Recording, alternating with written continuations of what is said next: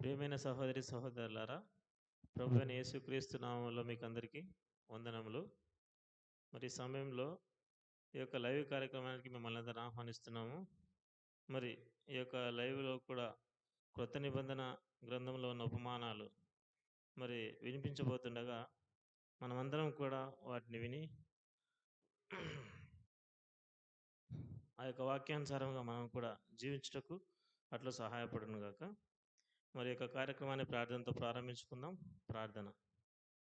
ప్రేమగల మా ప్రియ పరలోకపు తండ్రి, మీ ఘనమైన శ్రేష్టమైన అమూల్యమైన ఉన్నతమైన నామమునకు వేలాది వేల వందనములు, స్తుతులు, స్తోత్రములు ప్రభువా. గొప్ప దేవ, మరి యొక్క ఉదయకాల సమయమున ఈ విధంగా మరి మమ్మల్ని చేర్చినారు. గడిచిన రాత్రంతా మంచి సుఖమైన నిద్ర అనుగ్రహించినారు. అందును బట్టి మీకే స్తుతులు, స్తోత్రములు. అవును ప్రభువా, ఇటువంటి ధన్యత ఎంతో మందికి లేదు ప్రభువా. మరి మేమైతే వట్టివారం, మట్టివారం, దుమ్ము ధూళి వంటి వారం ప్రభువా, ఎందుకు పనికిరానటువంటి వారం అయినప్పటికీ కేవలం మీ యొక్క ప్రేమలో, మీ యొక్క కృపలో మమ్మల్ని జ్ఞాపకం చేసుకుని మీ యొక్క సజీవ లెక్కలో ఉంచి సజీవమైన దేవుని యొక్క ఉదయకాల సమయమున స్తుతించుటకు, ఆరాధించుటకు, హెచ్చించి పూజించుటకు మీరు మాకు ఇచ్చిన ధన్యతను బట్టి స్తోత్రములు ప్రభు. మరి ఈ సమయంలో మా అందరికీ కూడా అట్లు లైవ్ ద్వారా వింటున్న వారందరికీ కూడా ఎటువంటి మాటలు, ఎటువంటి వాక్యం అయితే అవసరమో మీరే మీ యొక్క దాసుని నిలబెట్టుకుని మాతో స్పష్టంగా మాతో మాట్లాడుతురండి. మమ్మల్ని సరిచేయండి, బలపరచండి, మీ యందు మమ్మల్ని స్థిరపరచమని వేడుకుంటున్నాం. అట్లా ముందున్న సమయాన్ని అంతటిని మీరే దీవించి ఆశీర్వదించమని వేడుకుంటూ యేసుక్రీస్తు అతి పరిశుద్ధమైన నామంలో ప్రార్థించి స్తుతించి అడిగి వేడుకుంటున్నాం తండ్రి, ఆమేన్. ఈ సమయంలో ఒక కీర్తన పాడుకుందాం.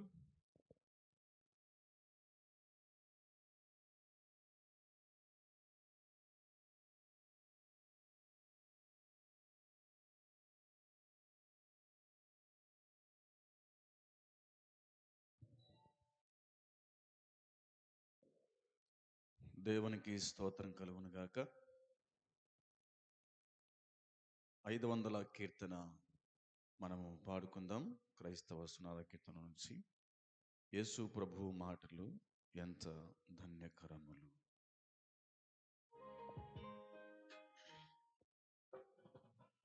యేసు ప్రభుని మాటలు ఎంత ధన్యకరములు. యేసు ప్రభుని మాటలు ఎంత ధన్యకరములు. ఎందరంగీకరింతురో వారే ధన్యులు. యేసు ప్రభుని మాటలు ఎంతో ధన్యకరములు.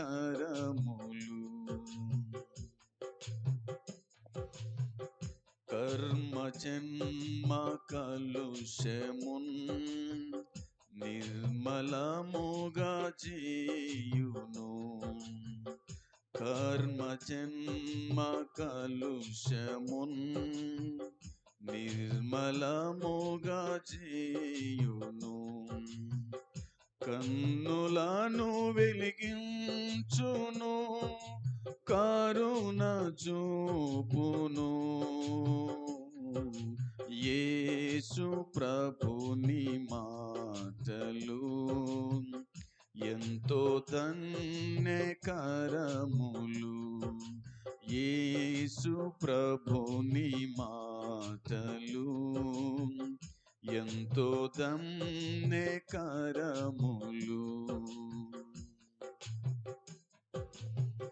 భక్తితో నడిపించును, భద్రత కలిగించును. భక్తిలో నడిపించును, భద్రత కలిగించును. శక్తితోడ నింపును, ముక్తినియును. యేసు ప్రభుని మాటలు ఎంతో ధన్యకరములు. యేసు ప్రభుని మాటలు మాటలు ఎంతో ధన్యకరములు. దోచబడని ఆస్తులు దాచిన ధనరాశులు, దోచబడని ఆస్తులు దాచిన ధనరాశులు, మేలిమి బంగారు కన్న మేలు కరములు, యేసు ప్రభుని మాటలు ఎంతో ధన్యకరములు.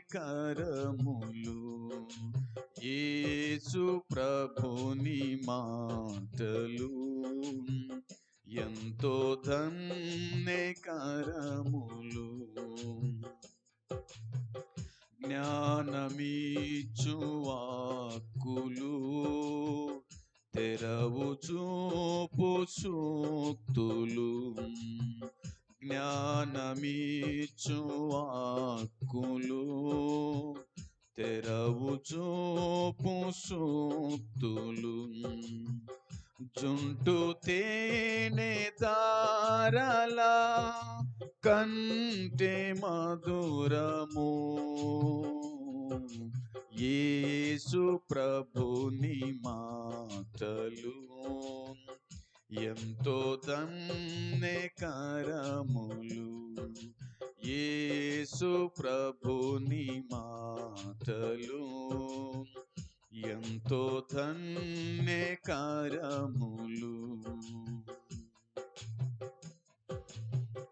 వాక్యమైన యేసుకు నీదు హృదయమిచ్చిన, వాక్యమైన యేసుకు నీదు హృదయమిచ్చిన, నిశ్చయముగా నీచును నిత్య రక్షణ, యేసు ప్రభుని మాటలు ఎంతో ధన్యకరములు. యేసు ప్రభుని మాటలు ఎంతో ధన్యకరములు. ఎందరంగీకరింతురో వారే ధన్యులు, యేసు ప్రభుని మాటలు ఎంతో ధన్యకరములు. యేసు ప్రభుని మాటలు ఎంతో ధన్యకరములు.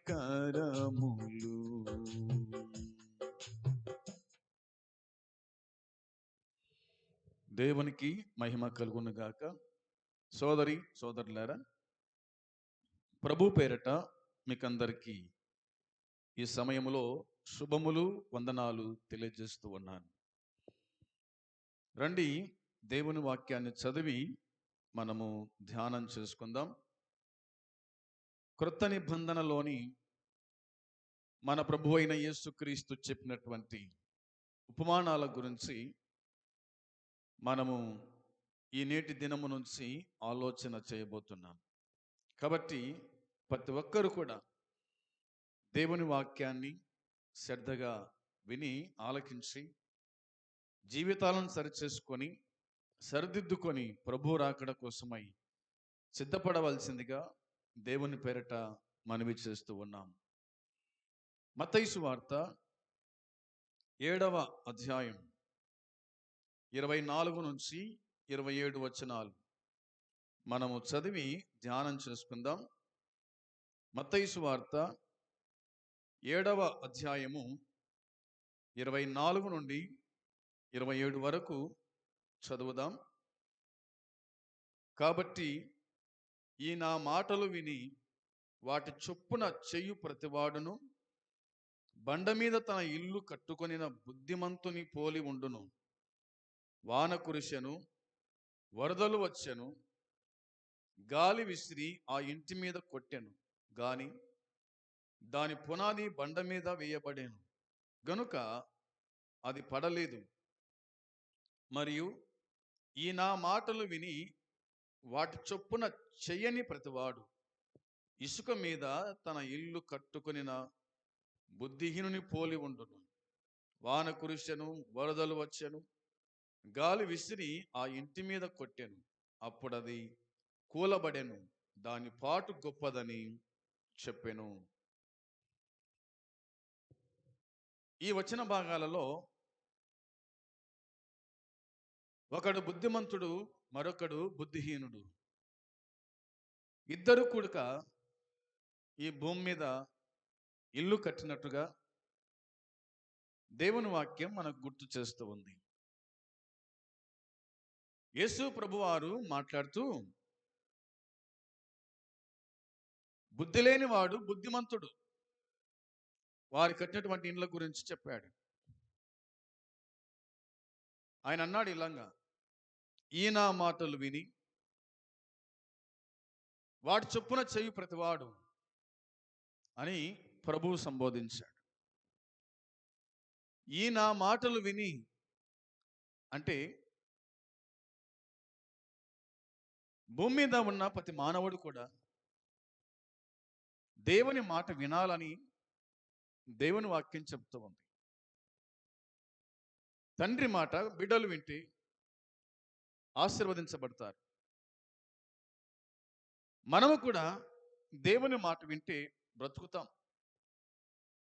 నీ వాక్యమే నన్ను బ్రతికించెను అని కీర్తనకారుడు చెప్పినట్టుగా దేవుని మాటలు బ్రతికించేటువంటి మాటలు, దేవుని మాటలు జీవింపజేసే మాటలు, దేవుని మాటలు పరమునకు చేర్చేటువంటి మాటలు, దేవుని మాటలు ఒక వ్యక్తిని సరిచేస్తాయి, సరిదిద్దుతాయి. దేవుని మాటలకు మనమందరం కూడా విలువనిచ్చే వారిగా ఉండాలని, దేవుని మాట వింటే మీరు ఆశీర్వదించబడతారని, దేవుని మాట వినకపోతే మీరు శపించబడతారని ద్వితీయోపదేశకాండం 28వ అధ్యాయంలో మనం చూడగలుగుతాం. అందుకే యేసు ప్రభు కూడా ఈ మాట చెప్పినాడు, ఈ నా మాటలు విని వాటి చొప్పున చెయ్యు ప్రతివాడు బండ మీద తన ఇల్లు కట్టుకొనిన బుద్ధిమంతుని పోలి ఉండును. బండ మీద ఇల్లు కట్టిన బుద్ధిమంతుని పోలి ఉండును అని అన్నాడు. ఇల్లు కట్టేవారు ఎక్కడ పునాది వేస్తారో మనకు తెలిసిన విషయమే. భూమి లోతుగా తురివి బండ మీద పునాది వేస్తారు. ఏ ఇల్లు అయితే బండ మీద పునాది వేయబడుతుందో ఆ ఇల్లు స్థిరంగా ఉంటుంది. ఆ ఇంటి మీదకి వాన, వరద, గాలి విసిరి కొట్టినప్పటికీ కూడా అది పడదు. ఎందుకంటే అది బండ మీద కట్టబడింది కనుక. బండ మీద కట్టబడినటువంటి ఇంటి మీద ఎన్ని వచ్చి ఆవరించిన అది పడదు అని యేసు ప్రభు చెప్పిన మాట. అందుకోసమే ఈ నా మాటలు విని వాటి చొప్పున చేయు ప్రతివాడు బండ మీద తన ఇల్లు కట్టుకుని బుద్ధిమంతుని పోలి ఉండును అని ప్రభు చెప్పిన మాట గుర్తుపెట్టుకోవాలి. ఈ గాలి, వాన, ఈ వర్షం ఏమిటి అంటే దేవుని వాక్యం ఎలాగో చెప్తూ ఉంది, ఇవి శ్రమలకు సాదృశ్యం. విశ్వాసులైన వారి మీదకి, ప్రభునందు విశ్వాసం ఉంచిన వారి మీదకి ఇలాంటి వాన, వరద, గాలి వచ్చి కొడుతుంది. అయితే అది జడియదు, లేదా ఆ వ్యక్తి పడిపోడు, ఆ వ్యక్తి స్థిరంగా ఉంటాడు, అన్నిటికీ తాలుకుంటాడని లేఖనాలు మనకు జ్ఞాపకం తీసుకొని వస్తాయి. ఉదాహరణకు యోబు సంగతి మనం ఆలోచన చేసినప్పుడు, యోబు గ్రంథం 1వ అధ్యాయం 2వ అధ్యాయం, ఈ 2 అధ్యాయాల గుడిక యోబు గురించినటువంటి లేదా ఏబు మీదకి వచ్చినటువంటి శ్రమల గురించి మనం ఆలోచన చేయగలుగుతాం. ఏబు ఎలాంటి వాడు? ఆయన యథార్థవంతుడని, న్యాయవంతుడని, దేవుని యందు భయభక్తులు కలిగిన వాడు అని, చెడుతనాన్ని విసర్జించిన వాడు అని వ్రాయబడింది. అతనికి 7 మంది కొడుకులు, 3 బిడ్డలు, 10 మంది సంతానం అని చూడగలుగుతాం. 7,000 గొర్రెలు ఉన్నాయి, 500 జతల ఎద్దులున్నాయి, ఒంటెలు ఉన్నాయి, గాడిదలు ఉన్నాయి, బహుమంది పని గలవారై తాను జీవించినాడు ఈ భూమి మీద. ఒకానొక దినమున పరలోకములో దేవదూతలకు మీటింగ్ జరిగిన సందర్భం మనం ఎరిగిన వాక్య భాగమే. ఆ మీటింగునకు సాతాను కూడా వెళ్ళాడు అన్న సంగతి మనం ఎరుగుదుము. మొదటి అధ్యాయంలో, 2వ అధ్యాయంలో కూడా దేవుడు అన్నాడు, నువ్వు ఎక్కడి నుంచి వచ్చినావు అని అడిగాడు. తాను చెప్పినటువంటి జవాబు ఏమిటంటే, భూమి మీద ఇటు అటు తిరుగుచు అందులో సంచరించుచు వచ్చి తిని అని సమాధానం ఇచ్చాడు. ప్రభు అన్నాడు, భూమి మీద నా భక్తుడైనటువంటి యోబు సంగతి ఆలోచన చేస్తేవా?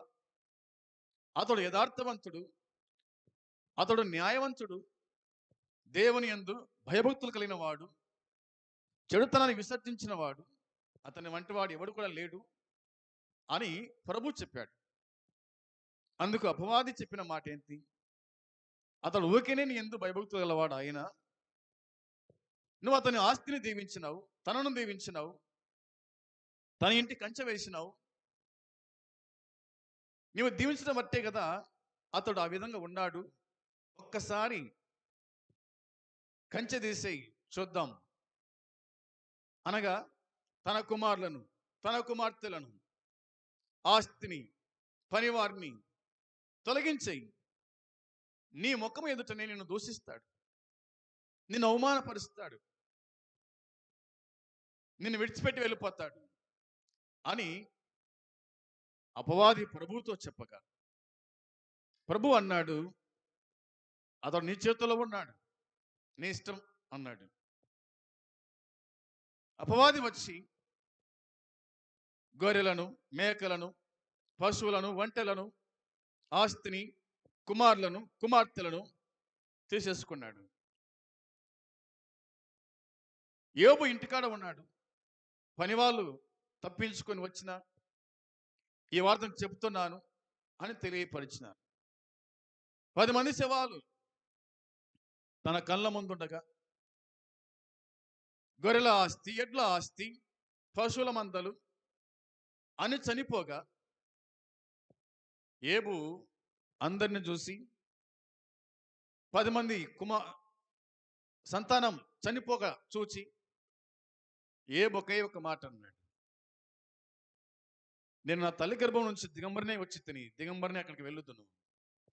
యెహోవా ఇచ్చాను, యెహోవా తీసుకొని పోయాను, యెహోవా నామమునకు స్తుతి కలుగును గాక అని అన్నాడు. అపవాది మళ్ళా వెళ్ళాడు ప్రభు దగ్గరికి. వెళ్ళగానే ప్రభు మళ్ళీ అడిగినాడు, చూసావా నా భక్తుని యొక్క విశ్వాసం ఏ విధంగా ఉందో? ఇన్ని శ్రమలు, ఇన్ని ఇబ్బందులు, ఇన్ని కష్టాలు జరిగినప్పటికీ తాను మాత్రం నన్ను వదలలేదు, యథార్థాన్ని విడిచిపెట్టలేదు, న్యాయాన్ని విడిచిపెట్టలేదు, చెడుతనాన్ని విసర్జించిన వాడు అన్నప్పుడు అపవాది మళ్ళొక్క మాట చెప్పాడు, అన్ని పోత ఏముంది, ఆరోగ్యం ఉంది కదా అన్నాడు. అన్ని పోయినాయి వాస్తవమే, అయితే ఆరోగ్యం ఉంది కదా అని అన్నాడు. ఓ నీ ఇష్టం అన్నాడు దేవుడు. వచ్చాడు, వచ్చి అరికాలు మొదలుకొని తల వరకు మొత్తేశాడు. ఆ బాధ చూడలేక యోబు బూడిదలో కూర్చొని దానికి పరిష్కారం ఏది అనుకున్నాడు. బూడిద చల్లుకుంటూ తన బట్టలు చింపుకొని శిలబెంకుతో గీక్కుంటూ కూర్చున్నప్పుడు ఆ బాధ తన భార్య చూడలేక ఆమె అనిన మాట మనం ఎరుగుదాము కదా, ఎన్నాళ్ళు ఇంకా యథార్థతను వదలకుండా ఉండు, దేవుని దూషించి మరణంక అని అన్నప్పుడు ఏబు పలికిన మాట ఏంటంటే, మూర్ఖురాలు మాట్లాడుతూ మాట్లాడుతున్నావు, దేవుని వలన మనం మేలు అనుభవించాలనా కీడు అనుభవించకూడదా అని అన్నాడు. ఎందుకు నేను ఈ మాట గుర్తు చేస్తున్నానంటే, బండ మీద వేయబడిన పునాది ఇల్లు ఇలాంటి శ్రమలు, ఇబ్బందులు, కష్టాలు, నష్టాలు, అనారోగ్యం, ఆరోగ్యం ఎన్ని వచ్చి పడినప్పటికీ కూడా విశ్వాసి అనే వ్యక్తి కదలడు. ఇలాంటి వస్తాయి అని దేవుడు ఎప్పుడో చెప్పినాడు. సోదరులారా, శ్రమ వస్తుందా, ఇబ్బంది కలుగుతుందా, అనారోగ్యమా, అప్పుల బాధన, కష్టమా, నష్టమా, ఏది ఏమైనప్పటికీ కూడా నువ్వు క్రీస్తు అనే బండ మీద నీ ఇల్లు కట్టుకున్న ఎడల వీటికి భయపడవు. నువ్వు భయపడుతున్నావంటే నీ పునాది ఇసుక మీదనే కానీ బండ మీద కాదు. ఇసుక మీద పునాది అనగా అప్పటికప్పుడు ప్రేరేపించబడి దేవుణ్ణి నమ్ముకొని కొంతకాలం విశ్వాస జీవితంలో ముందు కొనసాగి ఏదైనా శ్రమ, ఇబ్బంది, కష్టము, రోగం కలిగినప్పుడు ఏమి దేవుడు ఈ దేవుడు అని విడిచిపెట్టే వాళ్ళు ఉన్నారే, ఇలాంటి వాళ్ళంతా కూడా వారి పునాది ఎక్కడంటే ఇసుక మీద పునాది. ఇసుక మీద పునాది ఎంతసేపు ఉంటుంది? వాన వచ్చిన కష్టమే, వరద వచ్చిన కష్టమే, గాలి వీచిన కష్టమే, అది పడిపోతుంది. అందుకోసమే దేవుడు ఈ మాట చెప్పాడు, ఈ నా మాటలు విని వాటి చొప్పున చెయ్యి ప్రతివాడు బండ మీద తన ఇల్లు కట్టుకునిన బుద్ధిమంతుని పోలి ఉండును అని దేవుని వాక్యం చెబుతూ ఉంది. ఏబు సంగతి మనం ఆలోచన చేసినాం కదా. 7 మంది కుమారులు, 3 బిడ్డలు, 10 శవాలు ముందున్నప్పుడు కూడా ఏమీ బెదరలేదు, అదరలేదు. యెహోవా ఇచ్చినాడు, యెహోవా తీసుకొని పోయినాడు, ఆయన నామమునకే స్తుతి కలుగును గాక అని అన్నాడు. ఆస్తులు పోయినాయి, అన్ని పోయినప్పటికీ కూడా దేవుని స్తుతించటం మాత్రం మానుకోలేదు. ఇట్టి విశ్వాసం గలవారమై మనం జీవించాలని దేవుని వాక్యం గుర్తు చేస్తుంది. మరొక మాట నేను గుర్తు చేస్తాను. ఇర్మియా జీవితం ఆలోచన చేస్తే కనుక ఇర్మియా గుడక ఎన్ని శ్రమలు రాలేదు. దేవుని ప్రవక్తనే అంటే ప్రవక్తలకు శ్రమలు రావని కాదు, వస్తాయి. ఇర్మియాను ఒట్టి బాయిలో బారేసినారు. పాములు, తేళ్లు ఉన్నటువంటి బావులు ఎన్నోసార్లు కొట్టారు. రాజులు ఎన్నోసార్లు హింసించినారు. దేవుని మాట చెప్తూ ఉంటే, దేవుని మాటలు ప్రకటిస్తూ ఉంటే, ఇవి దేవుని మాటలు కాదు, ఇవి నీ మాటలే, ఇవి అలాగు లేవు, ఇలాగున్నాయి అన్నట్లుగా ఇర్మియా మీద ఎన్నో నేరాలు, ఎన్నో దూషణ మాటలు, అవమానపరిచారు. కొట్టి బావిలో వేసి, చెరసాలలో వేసి, బందీ గృహములో బంధించి, బయటికి రాకుండా కాపులు పెట్టి ఎన్నో ఇబ్బందులు పెట్టినారు. అయినా కానీ ఇర్మియా భయపడిన వాడు కాదు. దేవుడు తనకు ఆజ్ఞాపించాడు, తను మాట్లాడినాడు, అంతేగాని తన సొంత మాటలు కాదు.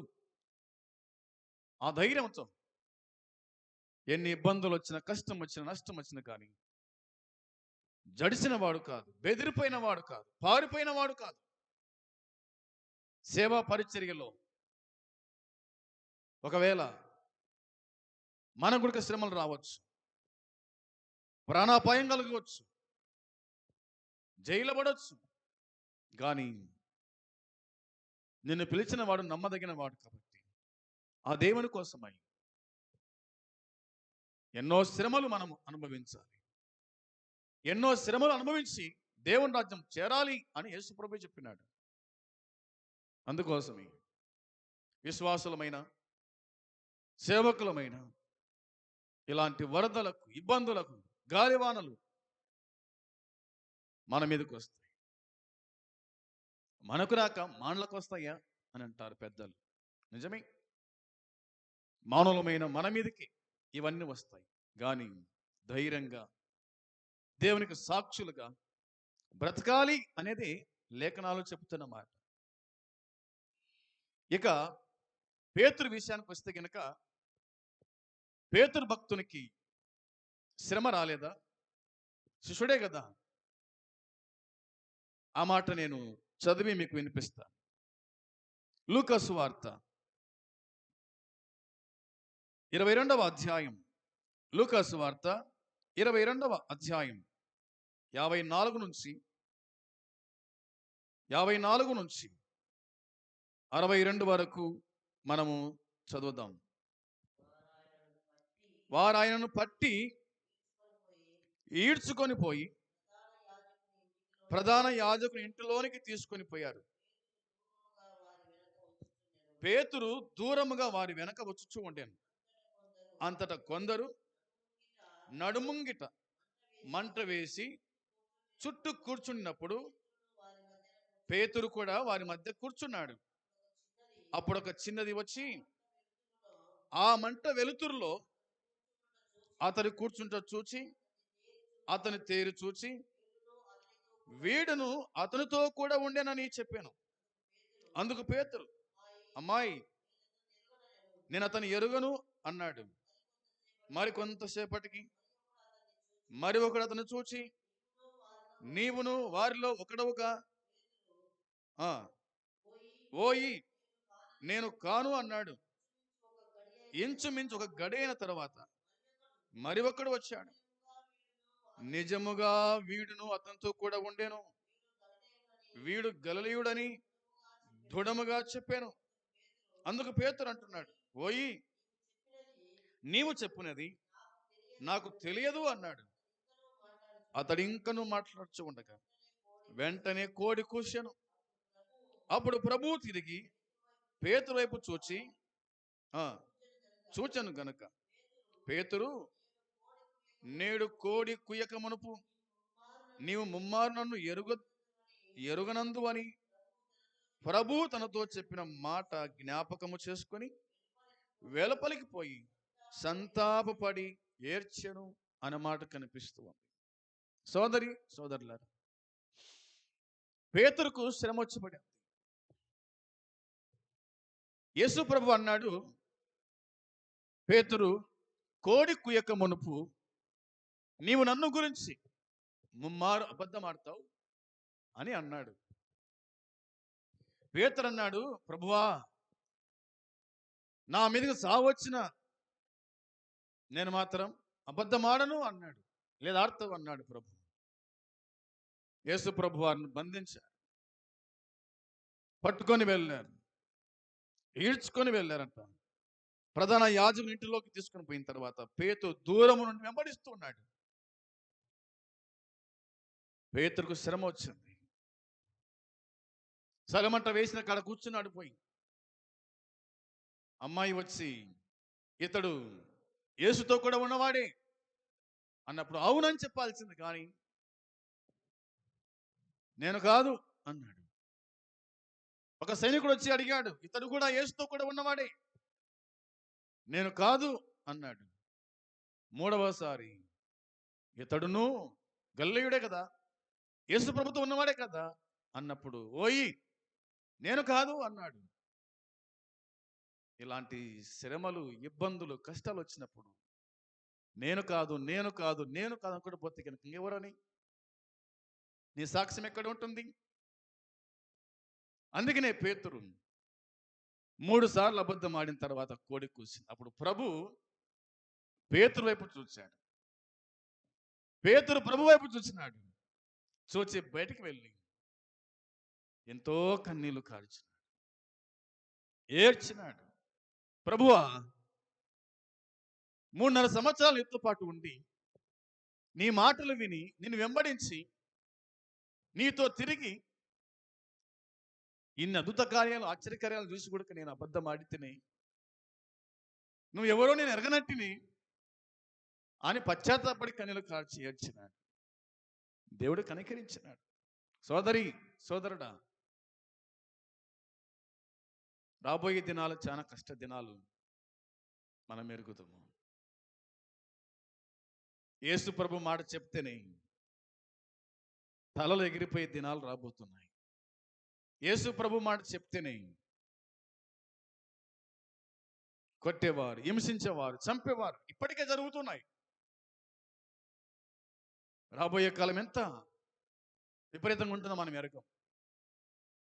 ఏదేమైనప్పటికీ దేవుని వాక్యం చెబుతున్నట్టుగా వరదలు, వర్షము, గాలి వీచినప్పుడు జాగ్రత్తగా మనం ఎవరి వెంబడిస్తున్నామో, మనం ఎవరిమో జాగ్రత్త మనం పరిశీలించుకోవాలి, పరీక్షించుకోవాలి. చిన్నదానికి కృంగిపోతే ఇక పెద్ద శ్రమలు వస్తే ఎలాగో జీవించగలుగుతావు? చిన్న ఇబ్బందికి కృంగిపోతే ఇక పెద్ద శ్రమ వచ్చినప్పుడు ఎలాగ ఉండగలుగుతావు? ప్రతి చిన్న సమస్యకు, ప్రతిదానికి అబద్ధాలు, ప్రతిదానికి బొంకడం, ప్రతిదానికి వెనకంజ వేయడం, ఆయన ఎవరో నేను అడగడం చెప్పడం, ఇది మంచిది కాదు. బండ మీద పునాది వేసినవాడు, దేవుని మాట విన్నోడు ఇలాంటి వల్ల తట్టుకోగలుగుతాడు. ఈ కోణం గురించి మనం ఆలోచన చేసేవారుగా ఉండాలి. పౌలు జీవితాన్ని ఆలోచన చేస్తే చూడండి, ఒక మాట జ్ఞాపకం చేస్తాం మీకోసమై. పౌలు ఎన్ని శ్రమలు పొందాడో ప్రభువు నిమిత్తమై. దేవుడే చెప్పిన మాట అది. పౌలు గురించి ప్రభు చెప్పిన మాట ఏంటంటే, అతడు అనేక శ్రమలు నా నామమున పొందుతాడు, కాబట్టి నువ్వెళ్ళు అని చెప్పిన మాటలు మనకు అపోస్తల కార్యం 9వ అధ్యాయంలో కనిపిస్తాయి. చూద్దాం, దేవుని వాక్యం చదువుదాం. కొరింథీ 2వ పత్రిక.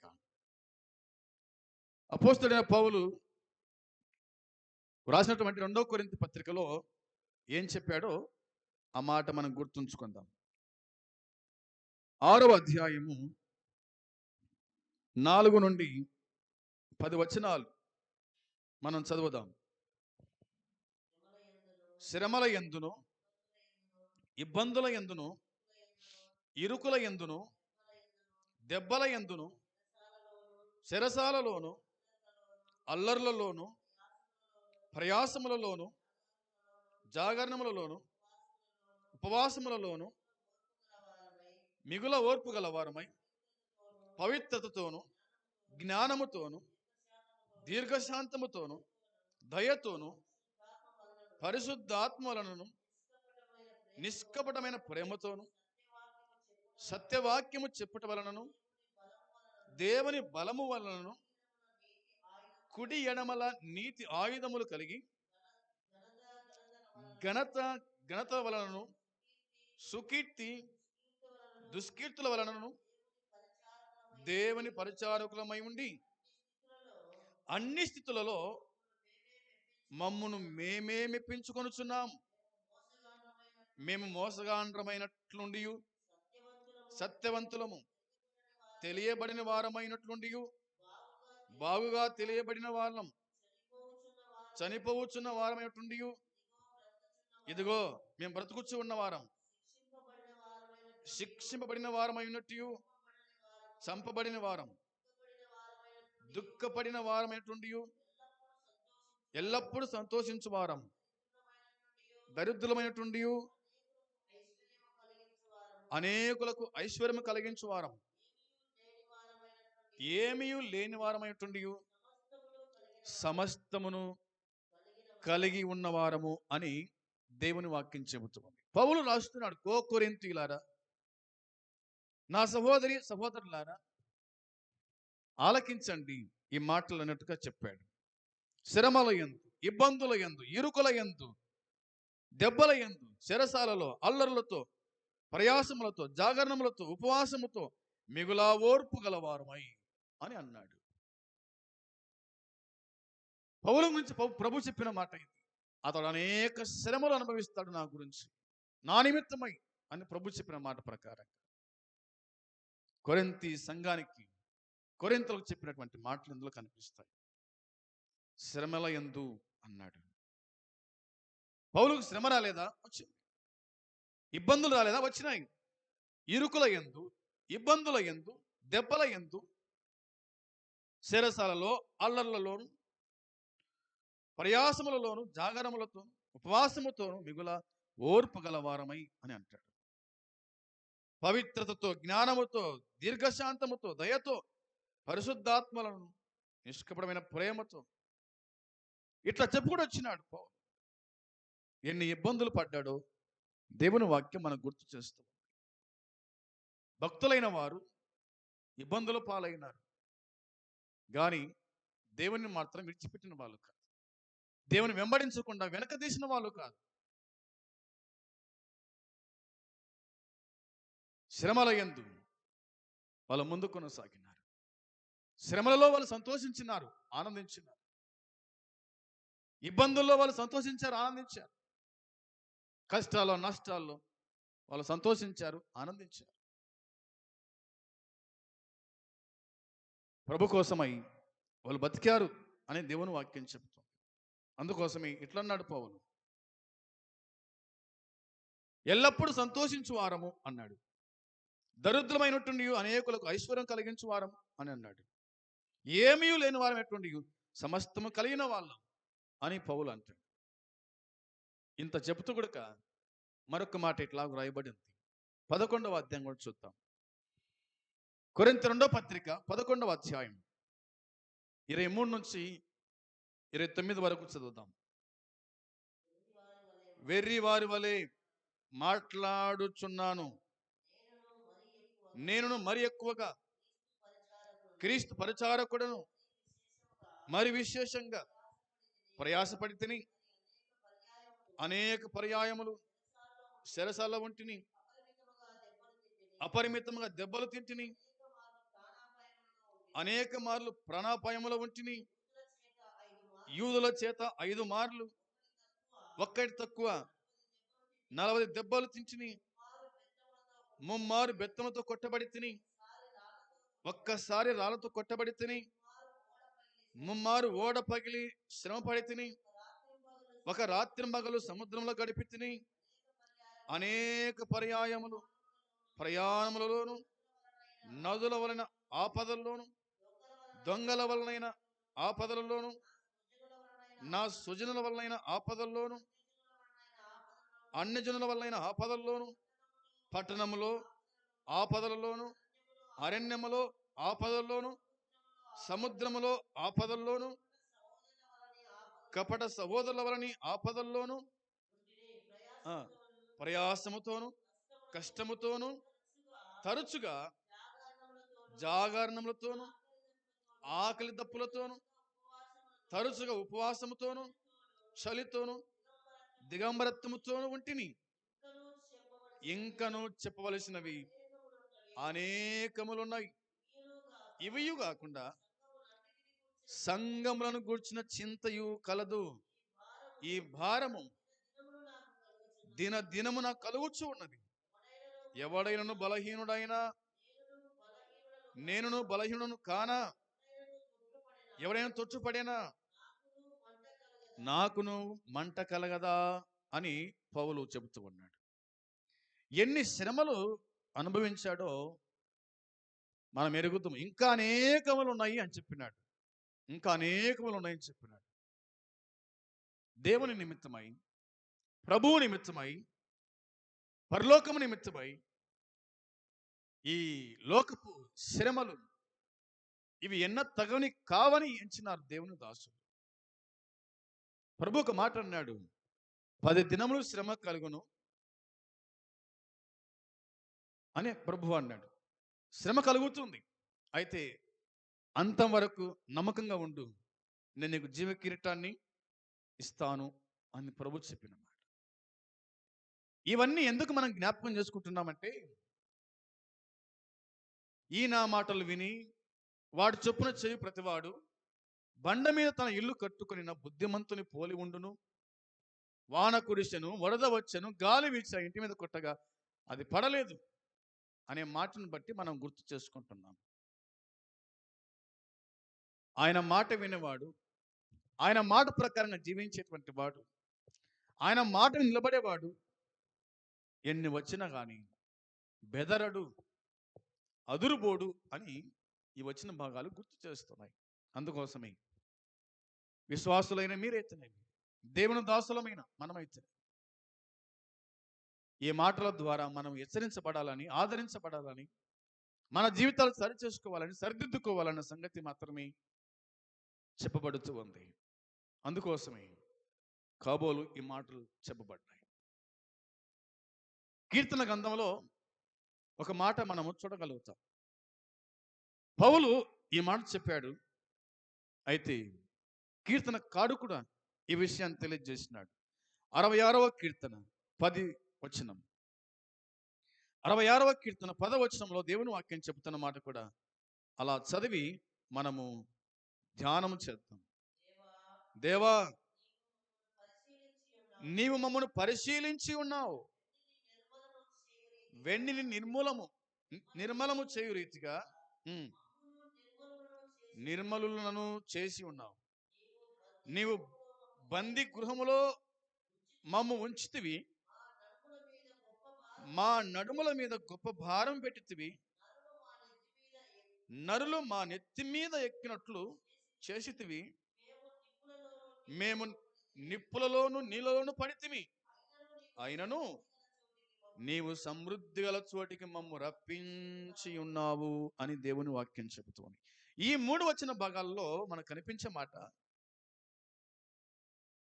ఏమిటి అనగా, దేవుని వాక్యం చెబుతుంది, దేవా నీవు మమ్మును పరిశీలించి ఉన్నావు, పరీక్షించి ఉన్నావు అని వ్రాయబడి.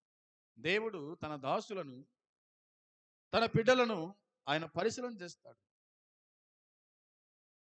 శోధన తీసుకొచ్చి పరిశీలన చేస్తాడు.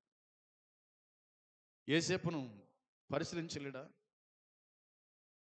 అబ్రహామును పరిశోధించలేడా? దావీదును పరీక్షించలేడా? శోధనకు నిలిచిన వారై విజయాన్ని పొందగలిగినారు, దేవునికి మహిమ తెచ్చినారు. దానియేలు, షడ్రకు, మెషకు, అబేద్నెగో వారు, భక్తులైన వారు ఎంతమంది దేవుడు శోధించినాడు, శోధన తీసుకొచ్చినాడు. కానీ బెదిరిన వారు కాదు, అదురుపోయిన వాళ్ళు కాదు, లొంగిన వాళ్ళు కాదు. దేవుని కోసమై నిలబడ్డారు. దేవుని కోసమై ప్రాణ సహితం వాళ్ళు ప్రాణంగా పెట్టినారు. ఈనాడు కూడా ఎలాగ జీవిస్తున్నాం, ఎలాగ బతుకుతున్నాం మనం? దేవుని వాక్యం చెబుతూ ఉంది, దేవా నీవు మమ్మను పరిశీలించున్నావు, వెండిని నిర్మలము చేయు రీతిగా మమ్మను నిర్మలులను చేసి ఉన్నావు. నీవు బందీ గృహములో మమ్ము ఉంచితివి, బందీ గృహములో ఉంచిన మమ్మలను మా నడుముల మీద గొప్ప భారం పెట్టితివి, నరులు మా నెత్తి మీద ఎక్కునట్లు చేసినావు, మేము నిప్పులలోను నీళ్ళలోను పడితిమి, అయినను నీవు సమృద్ధి గల చోటికి మమ్ము రప్పించి ఉన్నావు. అయినను శ్రమల వెనుక ఆశీర్వాదం ఉందన్న సంగతి ఎన్నడే కానీ మర్చిపోవద్దు. శ్రమల వెనుక దీవెన ఉందన్న సంగతి ఎన్నడూ మర్చిపోవద్దు. శ్రమ వచ్చిందా, సంతోషముతో స్వీకరించు, సంతోషముతో దాన్ని అనుభవించు. తర్వాత దేవునికి సమృద్ధిని అనుగ్రహిస్తాడు. చిన్న శ్రమ రాకూడదు మనకు, చిన్న ఇబ్బంది రాకూడదు మనకు, కష్టము రాకూడదు మనకు. దేవుని మీద అంగలారుస్తాం. ఎందుకు ప్రభువా, ఇందుకైనా పిలిచింది మమ్మలను అని అంటాం. వాక్యము చేతనైనా మనము మన జీవితాలు సరి చేసుకోవాలి. మన నిమిత్తమై, మన కోసమై యేసు ప్రభువు ఎన్ని శ్రమలు పొందాడు. అన్ని శ్రమలు పొందినప్పటికీ కూడా ఆయన ఆనందముతో, సంతోషముతో, ముందున్న ఆనందము చూసి, సంతోషము చూసి, ఆ రాజ్యం చూసి ఈ శ్రమలు ఎన్నదగినవని ఎంచి శిలువను సైతం సహించాడు, అవమానం భరించినాడు. భారమైన శిలువ మోసి అందరు దూషిస్తూ ఉండగా, అవమానపరుస్తుండగా, తండ్రి వీరేమి చేయుచున్నారు వీరెరుగరు, వీరు క్షమించమని ప్రార్థించినటువంటి యేసు ప్రభువుని గురించి మనం ఆలోచన చేసేవారుగా ఉండాలి. ఆయన రక్తము చేత కడగబడిన మనం, ఒక ఉన్నతమైన పిలుపుతో పిలిచిన దేవుని బిడలమైన మనమెందుకు అనుభవించకూడదు? మనమెందుకు ఇబ్బంది పడకూడదు? శ్రమ పడకూడదు? అయితే శ్రమలలో దేవుడు మనకు తోడై ఉంటాడన్న సంగతి మాత్రం మర్చిపోవద్దు. యేసేపు నాకు తోడై ఉన్నాడు, దానియేలుకు తోడై ఉన్నాడు, షడ్రకు మేషకు అబేద్నెగో వారికి తోడై ఉన్నాడు. భక్తులైన వారి వెంట ఉండి ఆయన కాపాడుకున్నాడు తన భక్తులను. నిన్ను నన్ను కూడా ఆయన కాపాడుతాడు, పోషించగలుగుతాడు, సహాయపడగలుగుతాడు. అయితే మనము నిలబడాలి, అది గుర్తుంచుకోవాల్సిన విషయం. ఒక మాట చదివి మనం ముగిద్దాం. ఇక రండి, మత్తయి సువార్త 7వ అధ్యాయం చివరి వచనాలు, ఆ 2 వచనాలు చదువుదాం. మత్తయి సువార్త 7వ అధ్యాయము 26వ వచనం. మరియు ఈ నా మాటలు విని వాటి చొప్పున చేయని ప్రతివాడు ఇసుక మీద తన ఇల్లు కట్టుకున్న బుద్ధిహీనుని పోలి ఉండడు. వాన కురిచెను, వరదలు వచ్చెను, గాలి విసిరి ఆ ఇంటి మీద కొట్టెను, అప్పుడది కూలబడిను, దాని పాటు గొప్పది అన్నాడు దేవుడు. దాని పాటు గొప్పది అన్నాడు దేవుడు. ఇసుక మీద పునాది, బండ మీద పునాది. మన పునాది క్రీస్తు అనే బండ మీద ఎప్పుడైతే వేస్తామో ఆ బండ మీద పునాది స్థిరంగా ఉంటుంది. ఇసుక మీద పునాది అది తొందరగా కూలబడుతుంది. అలా కాకుండా క్రీస్తు అనే బండ మీద నీ పునాది వేసినట్లయితే కనుక ఇక విజయం నీదే. ఎన్ని వచ్చినా తట్టుకోగలుగుతావు. అలాగూ కాకుండా ఇసుక మీద పునాది వేస్తే కనుక వాన కురుస్తుంది, వరదలు వస్తాయి, గాలి వీచి అయినను కొట్టగా అది కూలబడుతుంది. ఎందుకు పనికి రాకుండా పోతుంది. అలాగూ కాకుండా ప్రభు మాట విని ప్రభు మాట ప్రకారంగా జీవించుదాం. అట్టి కృప దేవుడు మనకు అనుగ్రహించునుగాక. ఆమేన్. ప్రార్థన చేద్దాం. దయగల తండ్రి, కృప కలిగిన దేవ, దయాళుడా, మహోన్నతుడా, మా రాజా, మా ప్రభువా, నీకు స్తోత్రం స్తుతులు చెల్లించుకుంటున్నాం. ఈ దినము కూడా శ్రేష్టమైన సందేశాన్ని వినడానికి మీరు మాకు ఇచ్చిన ఈ కృపను బట్టి స్తోత్రం. మా ప్రభువా, మీరు చెప్పిన మాటలు బట్టి వందనాలు. ఈ నా మాటలు విని వాటి చొప్పున చేయి ప్రతివాడు బండ మీద పునాది వేసిన, ఒక ఇంటిని పునాది వేసిన వారుగా ఉంటారని చెప్పిన మాటకి స్తోత్రం. వినుచున్న మీ బిడ్డలేమి, మేమేమి, దేని మీద బండ మీద పునాది వేసామా, ఇసుక మీద పునాది వేసామా అని పరిశీలన చేసుకొని ఇబ్బందులు, కష్టాలు, శ్రమలు వచ్చినప్పటికీ బెదరక నీ యందు విశ్వాసం ఉంచిన వాళ్ళమై ముందుకు సాగే భాగ్యం మాకు అనుగ్రహించి దర్శించమని, సహాయం చేయమని మీకు అప్పగించుకుంటూ మా శ్రోతలందరినీ దీవించి ఆశీర్వదించి కాపాడమని యేసు పరిశుద్ధమైన నామములోని ప్రార్థించి అడిగి స్తుతించి వేడుకుంటున్నాము తండ్రి. ఆమేన్. పరలోకమందున తండ్రి ప్రేమ, మన ప్రభు అయిన యేసుక్రీస్తు కృప, పరిశుద్ధాత్మ సన్నిధి సహవాసం చేరవచ్చిన మనకు సకల పరిశుద్ధులకు ఇప్పుడు ఎల్లప్పుడు సదాకాలము తోడై ఉండును గాక. ఆమేన్. అందరికీ వందనాలు.